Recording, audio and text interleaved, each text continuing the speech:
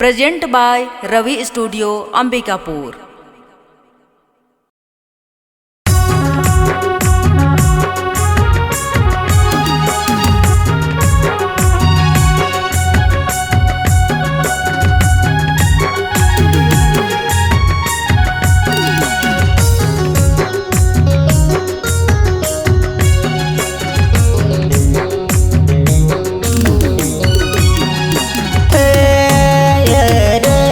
तुहरे कारण जीवा जाही रे गेला, तुम्हारे कारण तुहरे कारण जीवा जाही रे गेला, तुम्हारे कारण तुहरे कारण जीवा जाही रे छला, तुहरे कारण जीवा जाही रे छला, तुहरे कारण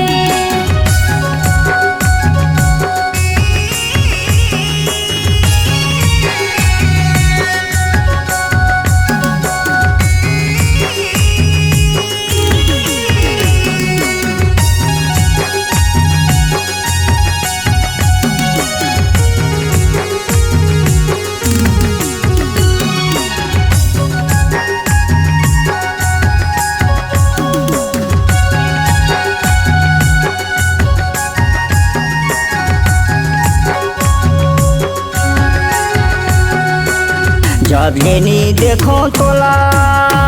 ये रे सल नहीं पड़ेल मोला, आँखी में झूले तुम्हार चेहरा रे गेला, तुम्हारे कारण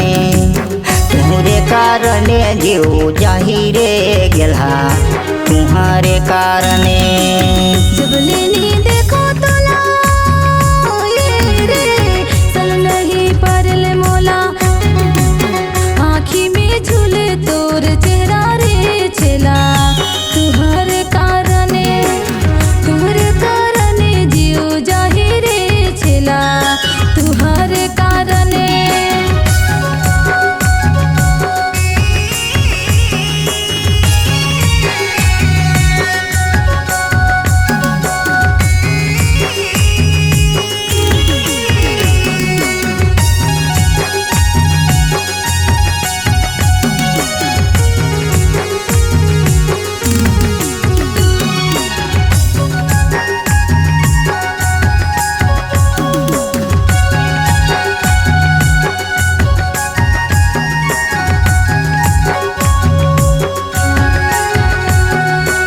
छोड़ जाही इसी कुटुम मेरे, छोड़ जाही भाई बंधु, छोड़ जाही घर और दूरा रे गेला, तुम्हारे कारण जीव जाही रे गेला, तुम्हारे कारण छूट जाही इष्ट कुटुम ये रे, छूट जाही भाई बंधु, छूट जाही घर दूरा रे छला, तुहरे कारण जीव जाही रे छला, तुहरे कारण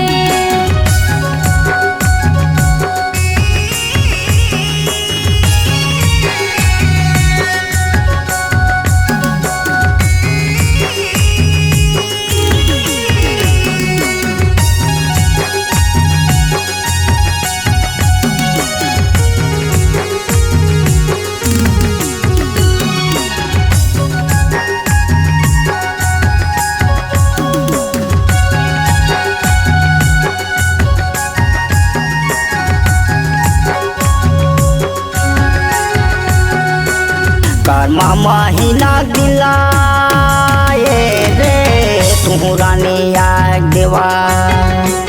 करमाला खेला रात घरी रे गेला, तुम्हारे कारण जीव जाही रे गेला, तुम्हारे कारण कर्मा महीना दिला ये रे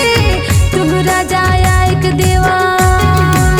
करमाला खेलब रात भरी रे छला, तुहरे कारण जीव जाही रे छला, तुहरे कारण